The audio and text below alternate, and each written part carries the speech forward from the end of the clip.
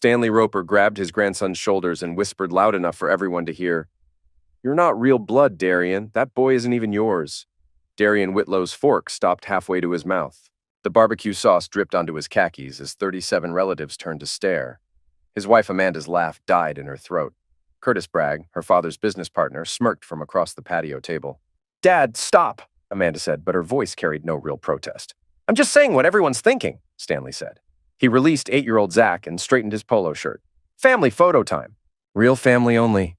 Darian watched his son's face crumble. The boy had been excited all morning about the annual Roper family reunion. Now he stood frozen between his grandfather's rejection and his father's humiliation. "Come on, everyone gather around the fountain," Amanda's mother called out, camera ready. "Stanley, Brian, Curtis, Amanda, and little Zach." Curtis stepped forward, placing his hand on Zach's shoulder like he belonged there. The boy looked back at Darian with confused eyes. "Dad?" Zach whispered. That's when it happened. Zach slid a folded document across the picnic table to his grandfather. His small voice cut through the evening air. "Dad told me to give this to you if you ever hurt me again." Stanley unfolded the paper, his face drained of color. The confident smirk vanished. His hands shook as he read. "What the hell is this?" Stanley screamed. Darian smiled for the first time all evening. "Just some paperwork from the office," he said. "Nothing important." But Stanley was already stumbling backward, crushing the document against his chest. Curtis rushed over, demanding to see it. Amanda's face went white when she glimpsed the letterhead. "You son of a bitch," Stanley whispered to Darian. "You've been watching us." "I'm an accountant," Darian said quietly. "I watch numbers. I notice patterns. I keep very detailed records." The family photo was forgotten. Zach ran to his father's side. Amanda stood frozen between her family and her husband, finally understanding that the quiet man she'd underestimated for years had been 3 steps ahead all along. 3 weeks earlier, Darian had installed the first camera. He'd never thought of himself as the spying type.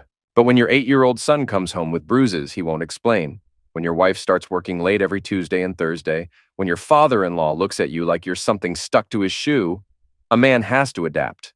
The camera was no bigger than a pen cap. He positioned it behind the family portrait in the hallway, angled toward the kitchen table where Amanda conducted her mysterious phone calls. "I'm just going to the spa with Jennifer," she'd told him that morning. But Jennifer had called the house at noon, asking if Amanda wanted to grab lunch. Darian worked from home most days, managing logistics accounts for Wilmington Port Authority. Numbers were his language. Patterns were his specialty. And Amanda's pattern had changed 6 months ago. He opened his laptop and accessed the camera feed. Empty kitchen. He pulled up Amanda's location on the family phone plan. She wasn't at any spa.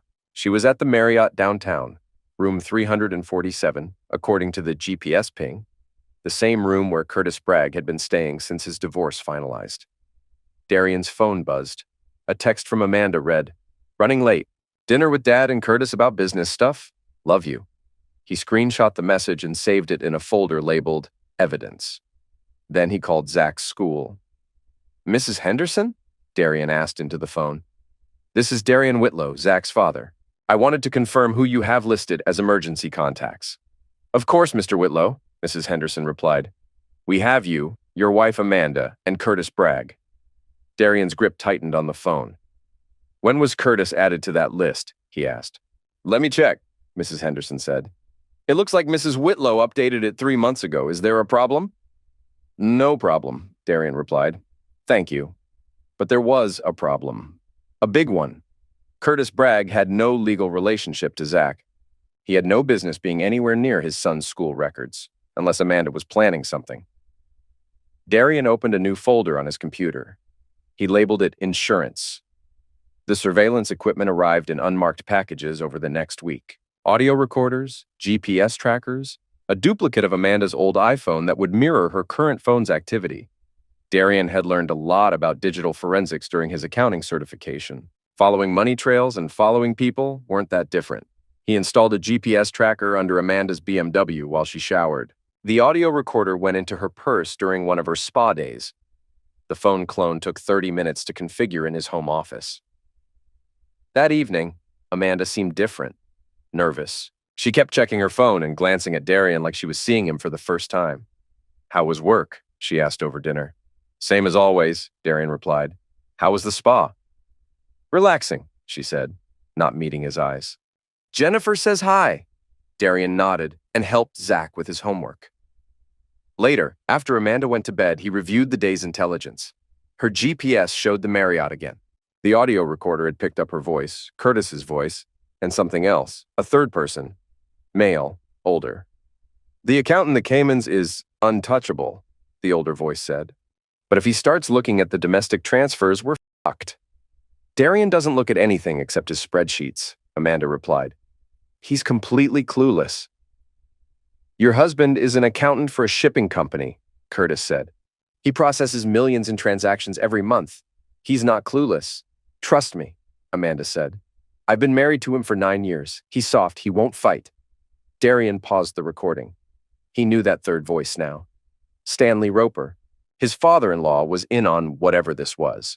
He opened a new document and began typing. If they thought he was soft, they were about to learn otherwise. But first, he needed to understand exactly what they were planning. The next morning, Zach's school counselor called. Mr. Whitlow, Sarah Martinez said. This is Sarah Martinez at Pine Valley Elementary. I need to discuss some concerns about Zach. What kind of concerns? Darian asked. He's been withdrawn lately, she explained. Yesterday, he asked me if kids can choose which parent to live with when their parents get divorced. I thought you should know. Darian's blood went cold. Did he say anything else? He asked. He mentioned that his mom and grandpa have been having a lot of serious talks. Adult talks, he called them, Miss Martinez said. And that someone named Curtis has been around the house more often. Thank you for calling, Darian said. I'll handle this. Mr. Whitlow, Miss Martinez added. Zach also asked me something else. He wanted to know if there are laws about taking kids away from their dads. Darian ended the call and immediately dialed his attorney. The evidence you've gathered is compelling, said Margaret Chen, the family law attorney Darian had retained. But we need to be careful about how it was obtained. They sat in her downtown office, surveillance photos spread across the conference table, audio transcripts, GPS tracking logs, bank records Darian had pulled using his access to Amanda's shared business account. These financial transfers show a clear pattern, Margaret continued. Money flowing from your joint accounts into accounts controlled by Curtis Bragg and Stanley Roper. That's grounds for a fraud case. What about custody? Darian asked. That's trickier, she replied. We'd need to prove that Amanda is an unfit mother or that she's planning to relocate Zach without your consent. The fact that she added Curtis to the school emergency contact list is suspicious but not conclusive. Darian slid another document across the table. What about this? He asked. Margaret read it carefully. Her eyebrows rose. Where did you get this? She inquired. Curtis isn't as careful with his paperwork as he thinks, Darian explained. This is a lease agreement for a house in Florida, signed by Amanda Whitlow and Curtis Bragg, dated for next month. They're planning to relocate, Margaret stated. With my son, Darian added. Margaret leaned back in her chair. This changes everything, she said. We can file for emergency custody and an injunction to prevent them from leaving the state. But Darian, if you're wrong about this— I'm not wrong, Darian interrupted. I have 9 years of marriage to a woman who's been planning to destroy me. The only thing I was wrong about was thinking she'd do it honestly. Margaret began drafting the paperwork. We'll need more evidence, she told him. Something that shows clear intent to deprive you of parental rights. I'm working on that, Darian replied. That evening, Darian followed Amanda to her father's house. He parked across the street and activated the audio recorder he'd planted in her purse. Through his headphones, he heard Stanley's voice clearly. The DUI arrest should do it, Stanley said. My contacts at the department will make sure it sticks. What if he fights it? Amanda asked. Then we plant more evidence, Stanley replied. Drug possession, domestic violence, whatever it takes, Curtis laughed. Your old man's got this covered, babe, he said. By the time we're done, Darian won't be able to get visitation, let alone custody. And Zach? Amanda asked. Zach will understand eventually, Stanley said. Kids adapt. And Curtis will be a better father figure anyway. Darian saved the recording and drove home. Zach was in his room, supposedly asleep, but when Darian checked on him, the boy was wide awake. Dad, are you and Mom getting divorced? Zach asked. Darian sat on the edge of the bed. Why would you ask that? He inquired. I heard her on the phone, Zach explained. She was talking about custody and lawyers and stuff. And Grandpa Stanley said some mean things about you. What kind of mean things? Darian asked. Zach's voice got smaller. He said you're not really my dad, Zach whispered. That I don't have your eyes or your nose. That Mom made a mistake marrying you. Darian felt something break inside his chest. Not sadness, something colder, something more dangerous. Zach, look at me, Darian said firmly. I am your father. I've been your father since the day you were born. Nobody can change that. Not Grandpa Stanley, not Curtis, not anyone. Do you understand? But what if they try? Zach asked. Darian pulled a sealed envelope from his jacket pocket. Then you give them this, he instructed. What is it? Zach asked. Insurance, Darian replied. The DUI arrest came on a Thursday night. Darian was driving home from a client meeting when the blue lights appeared in his rearview mirror. He pulled over, hands visible on the steering wheel, phone recording everything. License and registration, the officer said. His nameplate read Patterson. Officer, I haven't been drinking, Darian stated. Step out of the vehicle, sir, Officer Patterson ordered. Darian complied. The field sobriety test was a joke. He passed every element, but Patterson made him blow into the breathalyzer anyway. .08, Patterson announced. You're under arrest for driving under the influence. That's impossible, Darian protested. I don't drink. Tell it to the judge, Patterson retorted. But Darian had been expecting this. He'd stopped drinking entirely 6 months ago, the moment he suspected Amanda was planning something. He'd also installed a dash camera in his car and carried a personal breathalyzer that had shown 0.00 just minutes before the stop. At the station, he requested an independent blood test. The desk sergeant tried to delay it, but Darian knew his rights. The blood work would show no alcohol. The charges would be dropped, but not before Amanda could use the arrest against him in court. Except Amanda never came to bail him out. Darian spent the night in jail, making phone calls. His lawyer, his brother in Virginia, a private investigator he'd been considering hiring. By morning, he had a plan, and Amanda had made her first serious mistake. Where were you last night? He asked when she finally picked up his call. I told you, dinner with Jennifer, Amanda replied. I didn't know you'd been arrested until this morning. Jennifer was at her book club last night, Darian said. I already checked. Silence. Then Amanda asked, Why would you check on me? Because my wife didn't bail me out of jail, Darian answered. Because my son spent the night alone while I was locked up for a crime I didn't commit. Because you've been lying to me for months. Darian, you're being paranoid, Amanda accused. Am I? Darian challenged. Then explain why Curtis Bragg is listed as Zach's emergency contact at school. Explain why you've been meeting him at the Marriott twice a week. Explain the house you rented in Florida. Another silence. Longer this time. I think we should talk, Amanda finally said. I think we should, Darian agreed. Tonight, after Zach goes to bed. But that conversation would have to wait. Because when Darian got home, Stanley Roper was sitting in his living room, drinking his coffee, reading his newspaper. Hello, son-in-law, Stanley said, without looking up. We need to chat. You're going to drop the custody filing, Stanley said. He set down the newspaper and fixed Darian with the same stare that had intimidated suspects back when he was a cop. You're going to plead guilty to the DUI, and you're going to agree to Amanda's terms for the divorce. What terms? Darian asked. Supervised visitation every other weekend, Stanley listed. No overnight stays. Alimony and child support totaling 60% of your income. And you sign a non-disclosure agreement about the family business. Darian poured himself coffee like his world wasn't imploding. What family business would that be? He inquired. Don't play stupid, Stanley snapped. Amanda told us about your little surveillance operation. We know you've been watching, listening, recording. That stops now. Or what? Darian asked. Stanley smiled. It wasn't a pleasant expression. Or the DUI becomes a pattern, he threatened. Drug possession, domestic violence, child endangerment. I still have friends on the force, Darian. Good friends who owe me favors. You're threatening to frame me, Darian stated. I'm promising to protect my family, Stanley corrected. Amanda made a mistake marrying you. We're correcting that mistake. Darian nodded slowly. I see, he said. And Curtis? What's his role in this family protection plan? Curtis is going to be a good stepfather to Zach, Stanley declared. Better than you've been. Better how? Darian asked.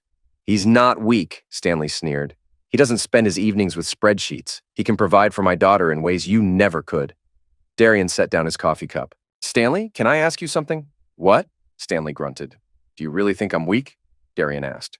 Stanley laughed. Son, I've watched you for 9 years, he said. You apologize when Amanda yells at you. You let her spend your money on whatever she wants. You work from home in your pajamas, yeah. I think you're weak. Interesting, Darian mused. Because a strong man wouldn't need to frame someone to get what he wants. A strong man wouldn't need to threaten a father to take his child away. A strong man wouldn't need to conspire with his daughter's boyfriend to commit fraud. Stanley's smile faded. What are you talking about? He demanded. Darian pulled out his phone and played an audio recording. Stanley's own voice filled the room. The account in the Caymans is untouchable, but if he starts looking at the domestic transfers, we're fucked. The color drained from Stanley's face. You see, Stanley, Darian said, I'm weak in some ways. I'm weak enough to trust my wife. I'm weak enough to believe my family loved me, but I'm not weak enough to let you destroy my son's life. Stanley stood up. You recorded us illegally, he blustered. That won't hold up in court, won't it? Darian countered. You're not a cop anymore, Stanley. You're a civilian. And civilians don't have reasonable expectation of privacy when they're committing crimes in my house using my wife's phone, discussing ways to frame me. You son of a bitch, Stanley growled. No, Stanley, Darian corrected calmly. I'm just an accountant, but I'm a very good accountant. And you've made some very sloppy mistakes with your money. Darian opened his laptop and turned it toward Stanley. Spreadsheets filled the screen, bank records, transfer histories, Cayman Islands account statements. This is your real estate business, Darian explained, pointing. These are the legitimate transactions. And these, Darian highlighted several rows in red. These are the drug money deposits Curtis has been washing through your company for the past 3 years. Stanley sank back into the chair. $2.4 million, Stanley, Darian stated. That's how much dirty money you've laundered. That's a federal crime, 20 years minimum. You can't prove Curtis was involved, Stanley muttered. Can't I? Darian clicked another tab. Photos appeared on screen. Curtis meeting with known drug dealers at the port. Curtis carrying briefcases of cash into Stanley's office. Curtis and Amanda together in Florida touring houses with drug money. Your daughter isn't just having an affair, Stanley, Darian said. She's been helping Curtis launder money through your business. She's an accessory to federal crimes. And now she's planning to take my son across state lines to live with a drug dealer. Stanley's hands were shaking. What do you want? He asked hoarsely. I want my son, Darian stated. I want the truth, and I want you to understand that the weak man you've been bullying for 9 years is about to become your worst nightmare. That's when Amanda walked in. Oh, God, Amanda whispered when she saw the laptop screen. Darian, I can explain. Can you? Darian challenged. Can you explain why you added a drug dealer to our son's emergency contacts? Can you explain why you've been stealing money from our accounts to fund Curtis's operation? Can you explain why you let your father plan to frame me for crimes I didn't commit? Amanda looked between Darian and her father. Stanley was slumped in the chair, looking older than his 68 years. You don't understand the whole situation, she said. Then explain it to me, Darian replied. Amanda sat down across from him. For a moment, she looked like the woman he'd married 9 years ago. Young, vulnerable, honest. Curtis was in trouble, she began. Real trouble. He owed money to some very dangerous people. If he didn't pay them back, they were going to kill him. So you helped him launder drug money, Darian stated. We helped him survive, Amanda insisted. And yes, we were going to start over in Florida, all of us. You, me, Zach, Curtis. Me, Darian asked, incredulous. Curtis has connections down there, Amanda said. Legitimate business opportunities. You could have been part of it. Darian stared at her. You thought I'd be okay with this? He asked. I thought you'd understand once you knew the whole truth, she replied. The whole truth? Darian scoffed. Amanda, you've been planning to divorce me and take my son. You've been stealing money from our accounts. You've been helping criminals. What part of that did you think I'd understand? Amanda's composure cracked. Because I'm trying to save our family, she cried. By destroying it, Darian shot back. By protecting it, Amanda yelled. Do you think Curtis's problems just go away if we ignore them? Do you think those people he owes money to care that he's dating your wife? They'll come after all of us, Darian. You, me, Zach, everyone. Stanley finally spoke up. She's right about that part, he said. Curtis got in over his head. We were trying to fix it. By framing me for DUI? Darian asked. By planning to plant drugs on me? By taking my son away? By making sure you were safe, Amanda said. If you were in jail, if you had supervised visitation, if you were out of the picture, they couldn't use you to get to Curtis. Darian felt something shift inside him. A cold understanding. You were never trying to save the family, Amanda, he said. You were trying to save Curtis, and you were willing to sacrifice me and Zach to do it. That's not true, Amanda denied. Isn't it? Darian countered. If Curtis dies, you lose your boyfriend. If I go to jail, you lose a husband who was never really important to you anyway. Easy choice. Amanda started crying.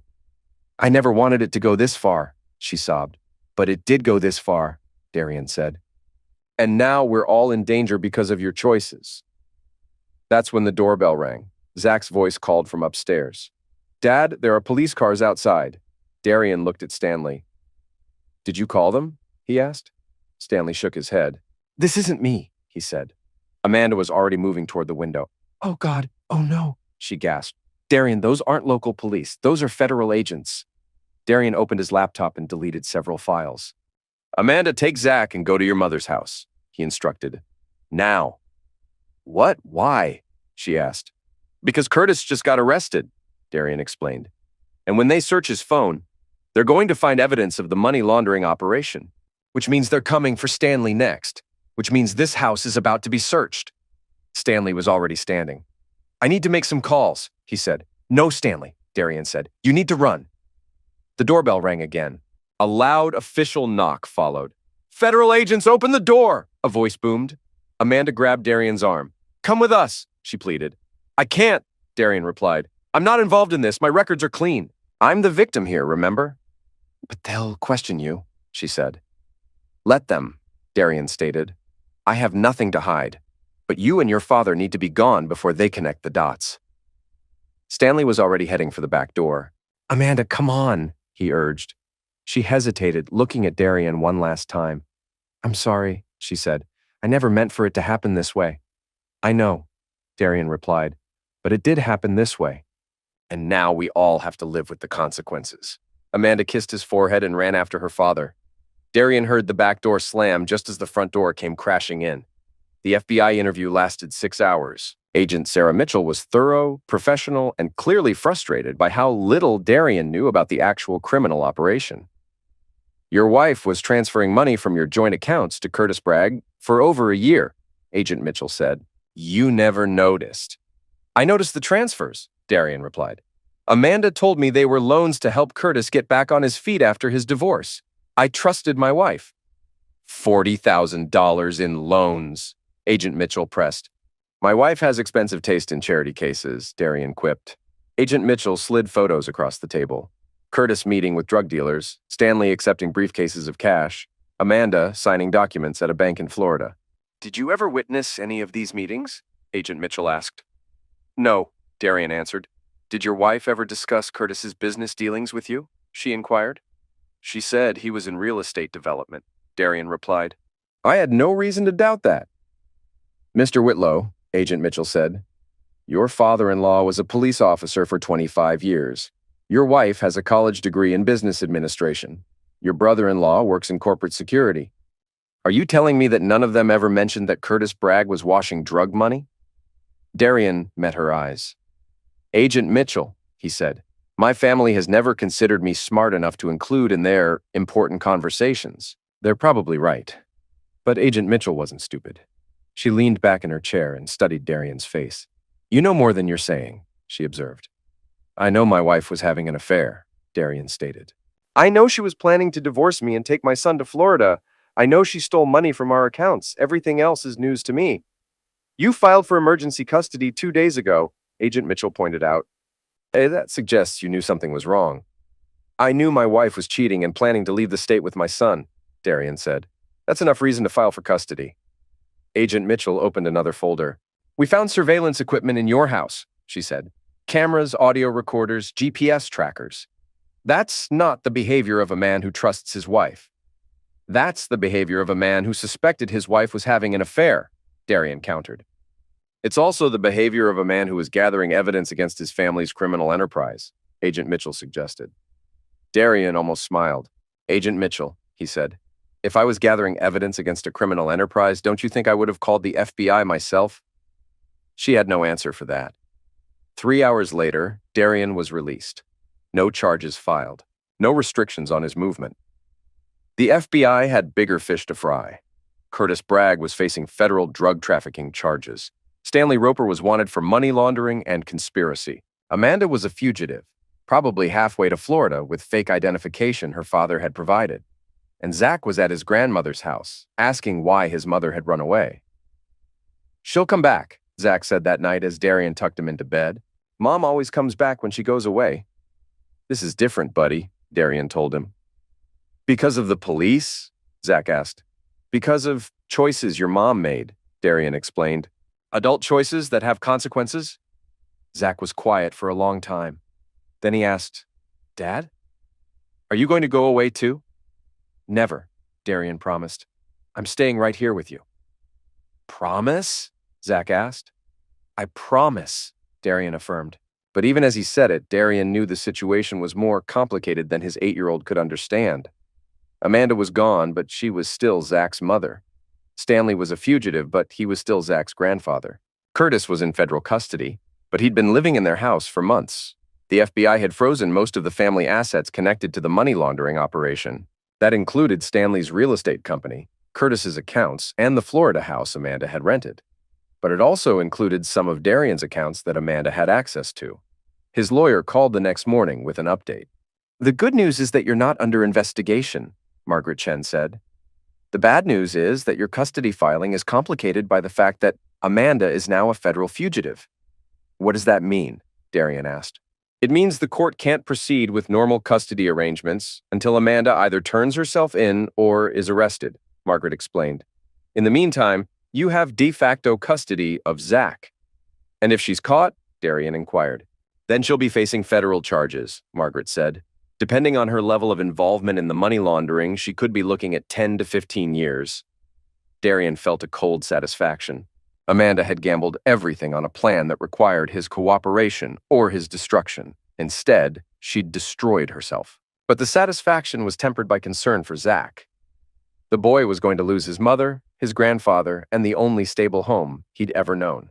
All because the adults in his life had chosen crime over family. That afternoon, Amanda's sister Jennifer called. Darian? Jennifer began. I just heard about what happened. Is Zach okay? He's confused and scared, but he's okay, Darian replied. Are you? I'm shocked, Jennifer admitted. I knew Amanda was unhappy, but I never imagined she was involved in something like this. None of us did, Darian said. Jennifer hesitated. Actually, that's not entirely true, she confessed. I tried to warn you about Curtis months ago. I sent letters. Letters? Darian asked, surprised. 3 of them, Jennifer confirmed.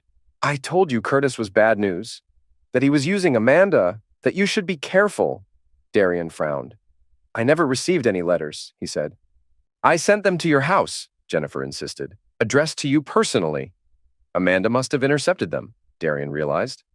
Probably, Jennifer agreed. Darian, there's something else. Something I should have told you years ago. What? Darian asked. Amanda's been cheating on you since Zach was 3 years old, Jennifer revealed. Different men. Curtis is just the latest. The words hit Darian like a physical blow. 3 years old? He repeated. I'm sorry, Jennifer said. I wanted to tell you, but Amanda begged me not to. She said she'd stop, that it was just a phase, that she loved you and Zach too much to break up the family. But she didn't stop, Darian stated. She got more careful, Jennifer explained, and more involved with worse people. Curtis isn't just a drug dealer, Darian. He's connected to some very dangerous organizations. Amanda didn't just fall for a bad boy. She fell for a genuine criminal. Darian sat down hard. Why are you telling me this now? He asked. Because Amanda called me last night, Jennifer said. She's planning to come back for Zach. What? Darian exclaimed. She thinks if she can get Zach to Florida, she can disappear permanently, Jennifer warned. New identities, new life, Curtis's criminal connections helping them vanish. She can't take Zach, Darian stated. There are federal agents watching for her. She doesn't care, Jennifer said. She's desperate. and desperate people do dangerous things. Darian ended the call and immediately phoned Agent Mitchell. "We've been expecting this," Agent Mitchell said. "Amanda Whitlow has nothing left to lose. Her boyfriend is in federal custody, her father is a fugitive, and her son is her only remaining leverage." "Leverage for what?" Darian asked. "For negotiating a deal," Agent Mitchell explained. "If she brings you valuable information about Curtis's drug operation, we might consider reducing her charges." "What kind of information?" Darian inquired. "Names of suppliers, locations of drug houses, details about Curtis's criminal network," Agent Mitchell listed. "The kind of information only someone close to him would have." "And if she doesn't have that information?" Darian asked. "Then she's probably planning something desperate," Agent Mitchell concluded. That night, Darian installed new locks on all the doors and windows. He activated the home security system Amanda had always complained was too sensitive. He put his gun in the nightstand drawer and made sure it was loaded. Then he sat Zach down for the most difficult conversation of his life. "Buddy, I need you to listen very carefully," Darian began. "Your mom might try to come see you soon." "That's good, right?" Zach asked. "It's complicated," Darian replied. "Your mom is in trouble with the police. If she comes here, she might try to take you away with her." "Where would we go?"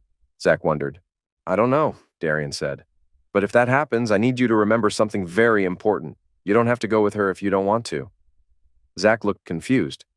"But she's my mom," he said. "She is your mom, and she loves you," Darian acknowledged. "But sometimes people we love make bad choices, and those bad choices can hurt the people around them." "Like what?" Zach asked. "Like running away instead of facing problems," Darian explained. "Like lying to people who trust them, like putting their children in danger." Zach was quiet for a long time. "Dad," he finally asked, "do you think Mom will go to jail?" "I think there's a good chance of that, yes," Darian answered. "For how long?" Zach inquired. "I don't know," Darian said. "Maybe a long time." Zach started crying. Darian held him until the tears stopped, knowing that his son's childhood was effectively over. Whatever happened next, Zach would never again see his mother as the person who could protect him from the world. Instead, he'd learned that sometimes the people who are supposed to protect you are the ones you need protection from. 3 days later, Amanda came home. She used her key to get in at 2 in the morning. Darian was awake, sitting in the living room with his gun on the coffee table and Agent Mitchell on speed dial. "Don't," Amanda said when she saw him reach for the phone. "Please, just let me talk to him." She looked terrible, thin, exhausted, older than her 35 years. Her clothes were dirty and her hair was unkempt. She looked like what she was, a fugitive who'd been living rough for a week. "He's asleep," Darian said. "I know," Amanda replied. "I've been watching the house. I know his schedule." "The FBI is watching the house too," Darian reminded her. "I know that too," Amanda said. "They're parked across the street in a blue sedan, Agent Mitchell and Agent Rodriguez. They've been there for 3 days. Darian studied his wife's face. "What do you want, Amanda?" he asked. "I want to explain," she said. "I want you to understand why I did what I did." "I understand perfectly," Darian retorted. "You chose Curtis over your family." "I chose survival over fantasy," Amanda countered. "What's that supposed to mean?" Darian asked. Amanda sat down across from him, careful to keep her hands visible. "It means our marriage was never going to last," she stated. "It means you were never going to be enough for me. It means I was trying to find a way out that didn't destroy everyone." "By framing me for crimes I didn't commit?" Darian asked. "By protecting you from crimes you couldn't handle," Amanda claimed. Darian almost laughed. "You think I couldn't handle your boyfriend's drug operation?" he asked. "I think you're exactly what you've always been," Amanda said. "A quiet accountant who likes his spreadsheets and his routine and his peaceful life. There's nothing wrong with that, Darian, but it's not enough for someone like me." "Someone like you?" Darian echoed. "Someone who needs more than suburban safety and middle-class comfort," she explained. "You needed drug money and criminal boyfriends?" Darian asked. Amanda's composure cracked. "I needed to feel alive," she exclaimed. "I needed to feel like my life mattered. I needed to feel like I was more than just a housewife married to an accountant." "So you decided to become a criminal," Darian stated. "I decided to become myself," Amanda retorted. They stared at each other across the coffee table. 9 years of marriage reduced to this moment. Two people who had never really known each other, finally being honest. "What happens now?" Darian asked. "Now I take Zach and we disappear," Amanda declared. No, Darian said firmly. It's not your choice, Amanda snapped. It's not yours either, Darian said. Zach is 8 years old. He gets to choose which parent he trusts. He'll choose me, Amanda insisted. I'm his mother. You're a fugitive, Darian pointed out. You're facing federal charges. You've been living with a drug dealer. You stole money from his college fund. You let your father plan to frame his father for crimes. What exactly makes you think Zach will choose you? Amanda pulled a gun from her jacket. This, she said. Darian looked at the weapon, then back at his wife's face. You're going to threaten to shoot me in front of our son? He asked. I'm going to take my son to safety, Amanda stated. Amanda, think about what you're doing, Darian urged. If you take Zach at gunpoint, you're not saving him. You're traumatizing him. You're making him an accessory to kidnapping. He's my son, Amanda repeated. He's our son, Darian corrected. And he deserves better than this. That's when Zach appeared at the top of the stairs. Mom? His voice was small, confused. What are you doing? Amanda's gun hand wavered. Hi, baby, she said. Mommy's here to take you on a trip. With that gun? Zach asked. Put it away, Amanda, Darian said quietly. Don't let him see you like this. But Zach was already walking down the stairs, his 8-year-old brain processing the scene, his mother pointing a gun at his father sitting calmly, not fighting back. Dad, are you okay? Zach asked. I'm fine, buddy, Darian assured him. Zach looked at his mother. Mom, why do you have a gun? He asked. Sometimes adults have to make hard choices to protect their children, Amanda explained. By pointing guns at them? Zach questioned. Amanda's face crumpled. No, baby, she said. I would never hurt your father. I just need him to understand how important this is. What's important? Zach asked. We need to go away together, Amanda said. You and me. Somewhere safe. What about Dad? Zach asked. Amanda glanced at Darian. Dad can't come with us, she said. Why not? Zach asked. Because sometimes families have to change, Amanda tried to explain. Zach looked between his parents. At 8 years old, he understood more than either of them realized. Is this about Curtis? He asked. Amanda flinched. How do you know about Curtis? She asked. I heard you and Grandpa Stanley talking, Zach said. About money and police and running away. Curtis is in jail, isn't he? Yes, Amanda admitted. And you're in trouble with the police too, Zach stated. Yes, she confirmed. And if I go with you, I'll be in trouble too, Zach reasoned. Amanda's gun hand dropped to her side. No, baby, she said. I would never let anything happen to you. But if we run away together, the police will be looking for me too, right? Zach asked. Darian watched his son navigate the conversation with heartbreaking maturity. Zach understood the situation better than Amanda wanted to admit. Zach, Amanda said, I'm your mother. I love you more than anything in the world. I need you to trust me. I do trust you, Mom, Zach replied. But I don't want to run away. Why not? Amanda asked. Because running away doesn't fix anything, Zach stated. It just makes new problems. Amanda stared at her son. Where did you learn that? She asked. From Dad, Zach answered. He says when you make a mistake, you have to face it and try to make it right. Running away just makes the mistake bigger. Darian felt his heart break and swell at the same time. Somewhere in the chaos of the past year, his son had been listening, learning, growing into someone stronger than either of his parents. Amanda sat down heavily, the gun forgotten in her lap. I've made so many mistakes, Zach, she lamented. I don't know how to make them right. You could start by not pointing guns at people, Zach suggested. Amanda looked down at the weapon like she'd forgotten she was holding it. She set it on the coffee table, away from everyone. What else? She asked. You could tell the truth, Zach said. About Curtis, about the money, about everything. If I tell the truth, I'll go to jail, Amanda said. Maybe, Zach conceded. But if you keep lying, you'll never get to come home. Amanda looked at Darian. Is that true? She asked. The FBI offered you a deal, Darian said. Information about Curtis's operation in exchange for reduced charges. Agent Mitchell told me about it. How reduced? Amanda asked. Depends on the quality of the information, Darian explained. But Amanda, you need to understand something. Even if you get the minimum sentence, you're looking at several years in federal prison. And Zach? She asked. Zach stays with me, Darian stated. Where he's safe. Amanda nodded slowly. He is safe with you, she acknowledged. Safer than he's ever been with me. She turned to her son. Zach, if Mommy goes away for a while, will you remember that I love you? She asked. Of course, Zach replied. But Mom, will you remember that running away doesn't fix anything? Amanda smiled through her tears. I'll remember, she promised. She picked up Darian's phone and dialed Agent Mitchell's number. This is Amanda Whitlow, she said into the phone. I'm ready to surrender. The FBI arrived within minutes. Amanda went quietly after hugging Zach and promising to write him letters from wherever they sent her. Agent Mitchell pulled Darian aside before they left. She's giving us everything, Agent Mitchell said. Names, locations, financial records, drug routes, Curtis's entire operation.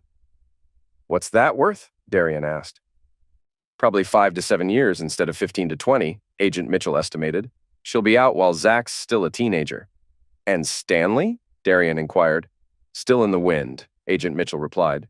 But with Amanda's information, we'll find him. After they left, Darian sat with Zach on the couch. The house felt different, quieter, sadder, but also safer. Dad, are you mad at Mom? Zach asked. I'm disappointed, Darian replied. There's a difference. What's the difference? Zach asked. Mad is when someone hurts you on purpose, Darian explained. Disappointed is when someone you love makes choices that hurt everyone, including themselves. So you still love her? Zach asked. Darian considered the question. I love the person I thought she was, he said. I'm not sure that person ever really existed. But you're not going to try to hurt her back? Zach asked. No, Zach, Darian said. I'm not going to hurt her back. Why not? Zach asked. Because hurting people doesn't fix the hurt they caused you, Darian explained. It just creates more hurt. Zach nodded like this made perfect sense. Dad, can I ask you something else? He asked. Always, Darian replied. How did you know Mom was lying about everything? Zach inquired. Darian almost smiled. Because I'm an accountant, he said. Numbers don't lie. When the numbers don't add up, something's wrong. And you watched her? Zach asked. I watched her, Darian confirmed. With cameras and stuff? Zach asked. With cameras and stuff, Darian replied. That seems kind of mean, Zach observed.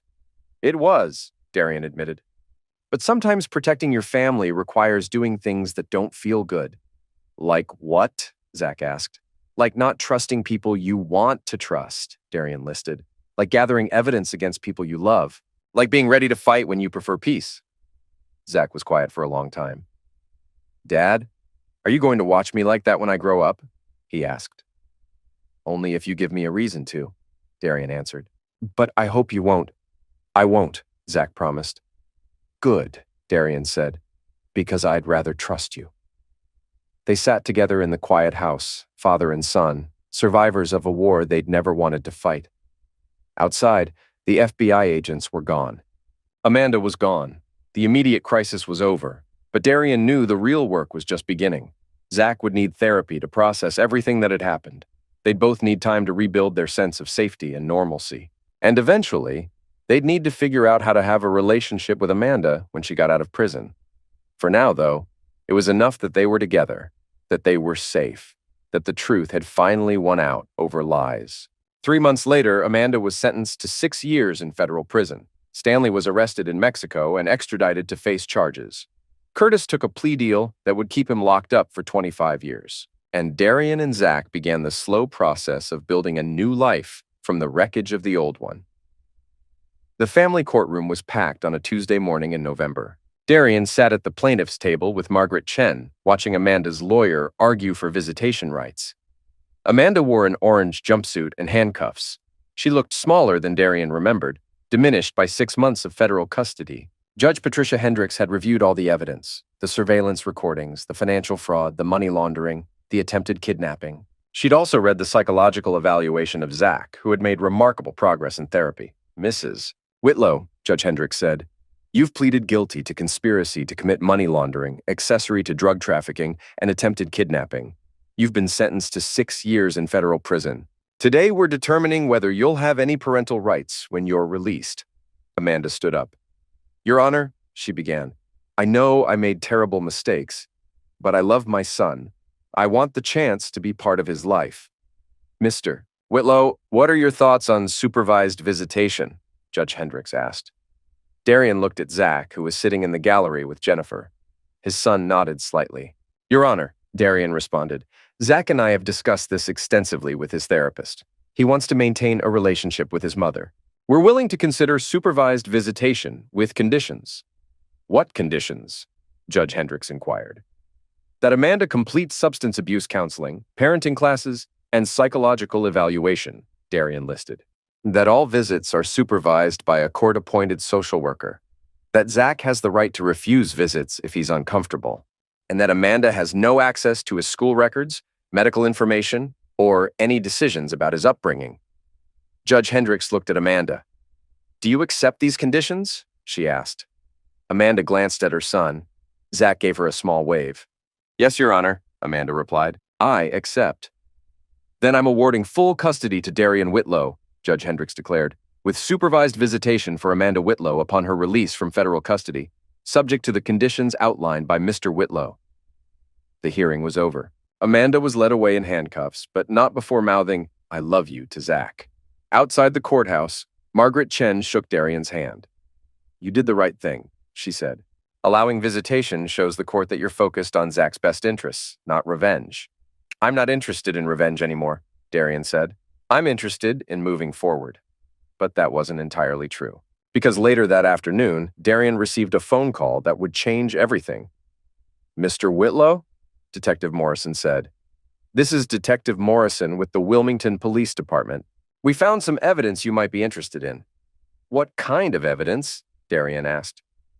A storage unit rented by Curtis Bragg, Detective Morrison explained. We found documents, photographs, and recordings that suggest your wife and her family were planning more than just money laundering.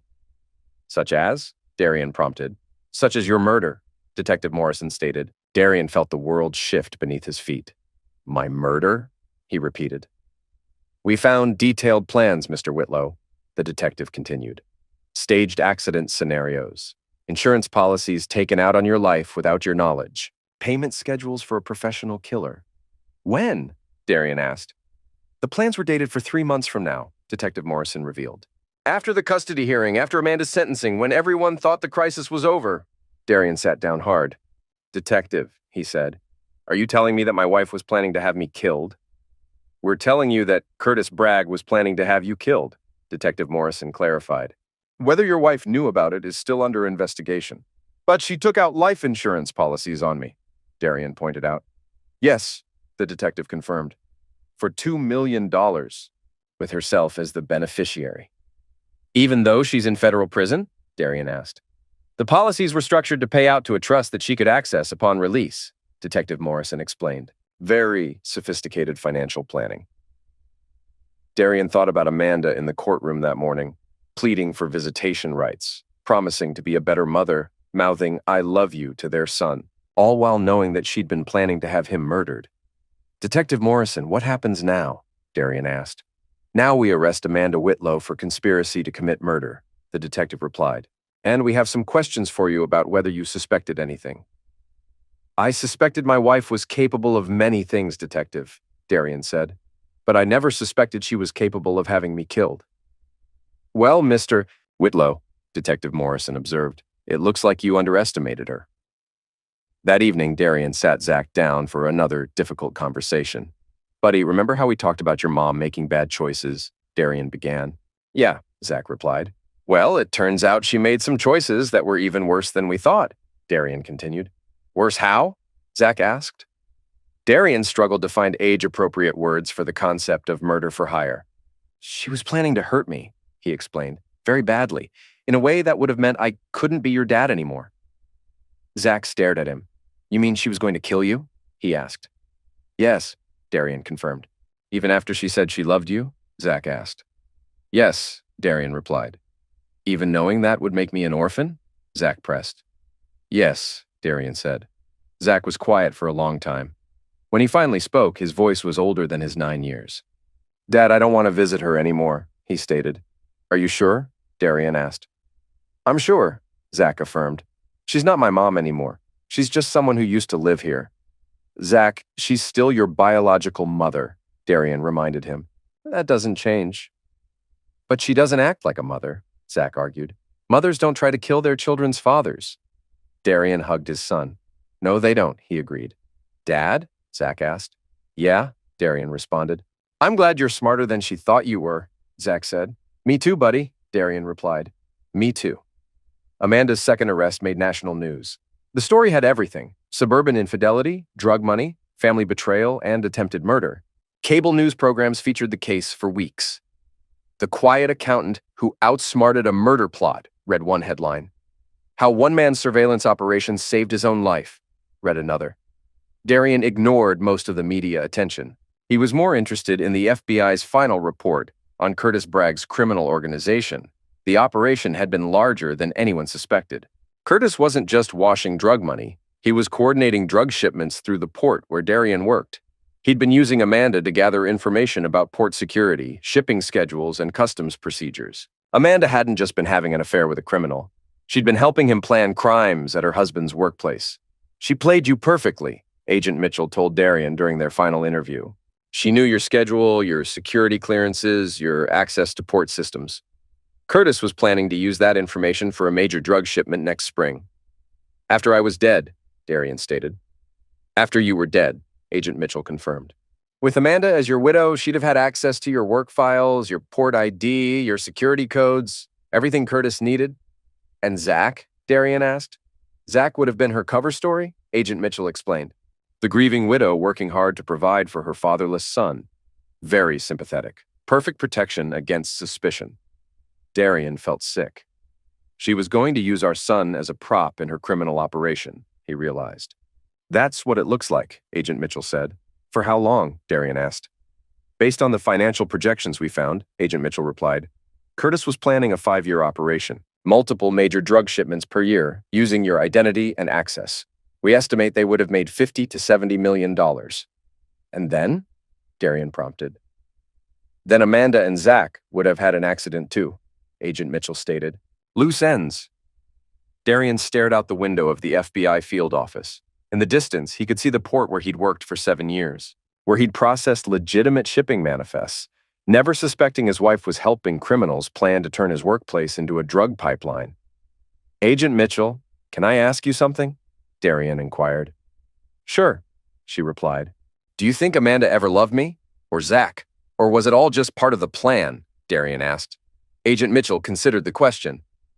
Honestly, she began, I think she loved the idea of you. The stability, the respectability, the cover story you provided. But love doesn't involve planning to murder someone for money. No, it doesn't, Darian agreed. For what it's worth, Mr. Whitlow, Agent Mitchell added, you saved more than just your own life. If this operation had succeeded, Curtis's drug network would have expanded throughout the Southeast. Hundreds of thousands of people would have been affected. I wasn't trying to save anyone except my son, Darian said. Sometimes that's enough, Agent Mitchell replied. Amanda's second trial was scheduled for the following spring. She was facing new charges: conspiracy to commit murder, racketeering, and terrorism related to the planned use of port facilities for drug trafficking. If convicted, she'd spend the rest of her life in federal prison. But Darian had stopped following the legal proceedings. He had more important things to focus on. Zach's 10th birthday party was small, just family friends, his therapist, and Jennifer. They played laser tag and ate cake and talked about normal things like school and sports and video games. Dad, Zach said that night as Darian tucked him in, can I ask you something? Always, Darian replied. Do you think I'll turn out like Mom? Zach asked. No, Darian said firmly. How can you be sure? Zach pressed. Because I know you, Darian explained. And you're nothing like her. But she's my mom, Zach reasoned. Don't kids turn out like their parents? Darian sat on the edge of the bed. Zach, he said, you have choices about who you become. Every day you choose whether to be honest or dishonest, whether to be kind or cruel, whether to help people or hurt them. Your mom made her choices. You'll make yours. What if I make bad choices? Zach asked. Then you'll learn from them and make better choices next time, Darian advised. That's what growing up means. Did you ever make bad choices? Zach inquired. Lots of them, Darian admitted. I trusted people I shouldn't have trusted. I ignored warning signs I should have paid attention to. I let people treat me badly because I thought that's what love looked like. But you figured it out, Zach observed. Eventually, Darian said, with help from you. From me? Zach asked, surprised. Watching you grow up, seeing how smart and brave and honest you are, that taught me what I should have been looking for in the people around me, Darian explained. Zach smiled. So I helped you? He asked. You saved me, buddy, Darian said. In every way that matters. 2 years later, Darian testified at Amanda's final sentencing hearing. She'd been convicted on all charges and was facing life in prison without parole. Mr. Whitlow, the prosecutor asked, how has this experience affected your family? My son and I have both been in therapy, Darian stated. We've learned to trust our instincts. We've learned that love doesn't involve hurting people. We've learned that family means protecting each other, not using each other. Do you have any message for the defendant? The prosecutor inquired. Darian looked at Amanda for the first time in 2 years. She looked older, beaten down by prison life and the weight of her choices. I hope she understands that actions have consequences, Darian said. I hope she uses her time in prison to figure out why she thought money was more important than family. And I hope she knows that our son is growing up to be everything she could have been proud of if she'd made different choices. Amanda started crying, but Darian was already walking away. Outside the courthouse, reporters wanted to know how he felt about his wife's life sentence. I feel like justice was done, he said, but more importantly, I feel like my son and I can finally move forward without looking over our shoulders. Do you consider yourself a hero, Mr. Whitlow? A reporter asked. I consider myself a father who protected his child, Darian replied. Everything else is just paperwork. 5 years after Amanda's arrest, Darian and Zach had built a good life. Zach was 15, honor roll student, star of his school's debate team. He'd grown into a confident, thoughtful teenager who understood the difference between love and manipulation. Dad, he said one evening over dinner, I got a letter from Mom. Darian looked up from his pasta. They rarely talked about Amanda anymore. What did it say? Darian asked. She wants to know if I'll visit her, Zach explained.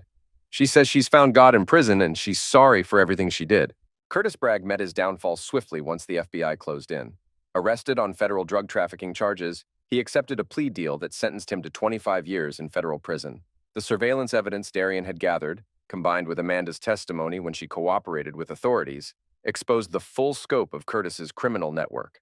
His drug operation, which had been using the Wilmington Port Authority as a pipeline for narcotics throughout the Southeast, was completely dismantled. Curtis's dreams of building a criminal empire worth millions crumbled as he faced the reality of spending the next quarter century behind bars. His sophisticated money laundering scheme reduced to evidence in federal court. Stanley Roper, the former police officer turned criminal conspirator, initially managed to flee to Mexico when the investigation heated up. However, his freedom was short-lived. Using the detailed information Amanda provided during her cooperation with the FBI, agents tracked him down within months of his escape. He was extradited back to the United States to face charges including money laundering, conspiracy, and abuse of his former law enforcement connections to facilitate criminal activity. His decades of police service, which should have been a legacy of public service, instead became an aggravating factor in his sentencing as prosecutors argued he had betrayed his oath and used his law enforcement knowledge to evade justice. Stanley received a lengthy federal sentence, his real estate business seized as proceeds of criminal activity, leaving him to spend his remaining years contemplating how his desire to protect his daughter had ultimately destroyed his entire family.